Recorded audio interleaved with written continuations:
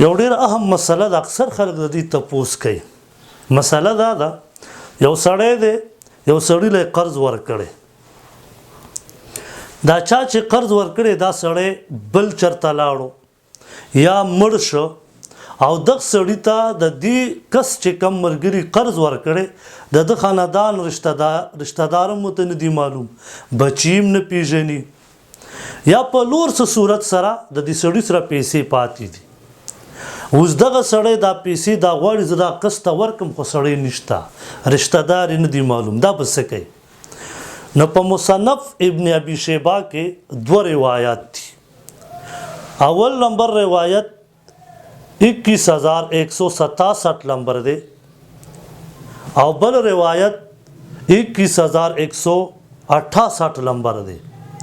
وائل رضی اللہ تعالیٰ عنہ فرمائی وی عبداللہ رضی اللہ تعالیٰ عنہ د یو سړي نه وینځه واخیسته په 700 دراهم باندې. نو عبدالله رضی الله تعالی عنہ کور ته راغی. دا خیال و چې زه به دا پیسې ورکمه خو په دې کې څه نیټۍ کېښوده.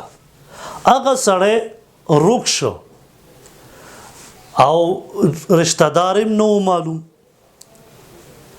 نو عبدالله رضی الله تعالی عنہ ډېر زیات خفه شو چې دا سړی خو بیخي روک شه، یا الله زه د دې 700 دراهم ورسره اوس څه وکړم.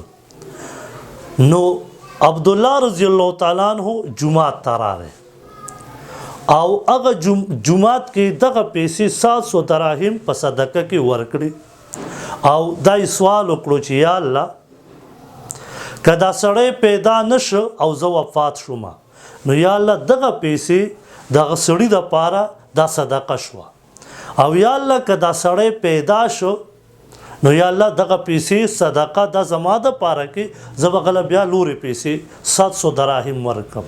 نو پته ولګېده چې یو سړی نشته نو د هغه دپاره ته اوس هم صدقه کولی شي.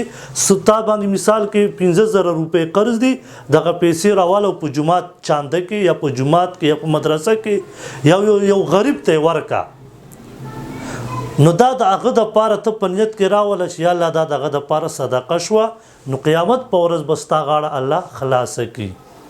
خو که چرې دا سړی پیدا شو ستا سره 10 کاله بعد 20 کاله بعد میلاو شو نو ته به بیا 15,000 روپۍ واپس دې سړي له ورکې.